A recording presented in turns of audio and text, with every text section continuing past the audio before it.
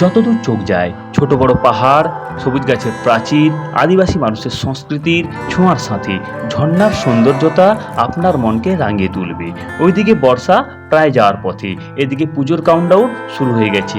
পুজোর ছুটিতে মনকে রাঙিয়ে দেওয়ার জন্য আপনাদের জন্য এই স্থান আদর্শ হতে পারে। তাই সময় নষ্ট না করে চলুন পরিবারের সবাইকে সাথে নিয়ে ঘুরে আসি বেলপাহাড়ির এই অব্বিট জায়গা থেকে। আজ আমরা আপনাদের নিয়ে যাচ্ছি ঢাঙ্গিকুসুম, গাড্রাসিনী আর খেদারানি। বেলপাহাড়ি থেকে মাত্র 15 কিলোমিটার দূরে ঢাঙ্গিকুসুম। মেঘের আনাগোনা তো আপনারা আকাশে দেখেছেন, কিন্তু ঢাঙ্গিকুসুমে আপনারা পাহাড়ের কোলে মেঘনার প্রেমের ছোঁয়া পাবেন।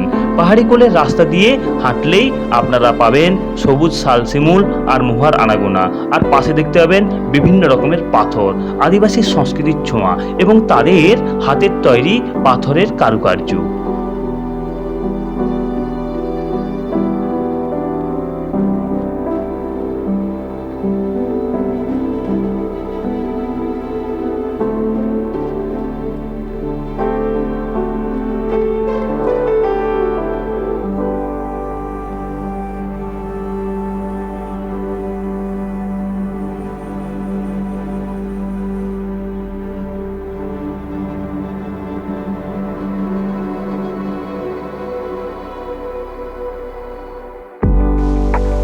আর মৌসুমি বর্ষায় ডুংরি ফলস যেন প্রাণবন্ত হয়ে ওঠে।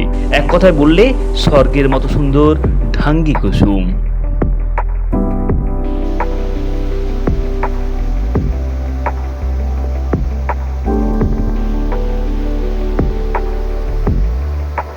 ঢাঙ্গিকুসুম খুব নামকরা তা হয়তো নয়, কিন্তু আমরা যারা ঘরে বসে বিরক্তিকর দিন যাপন করি তাদের কাছে সত্যিই খুব একটা ভালো জায়গা ঢাঙ্গিকুসুম।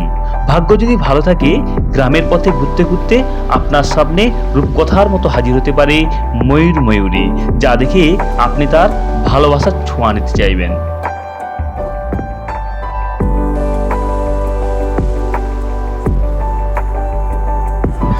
ঢাঙ্গিকুসুমের পাশেই রয়েছে গাড্রাসিনী পাহাড়।